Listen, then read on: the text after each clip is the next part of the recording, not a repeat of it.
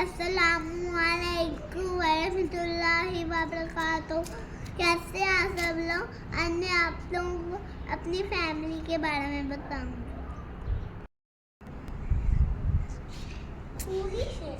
मेरी फैमिली में 5 लोग हैं। एक मेरी मम्मा, एक मेरे पापा और मेरे 2 भाई।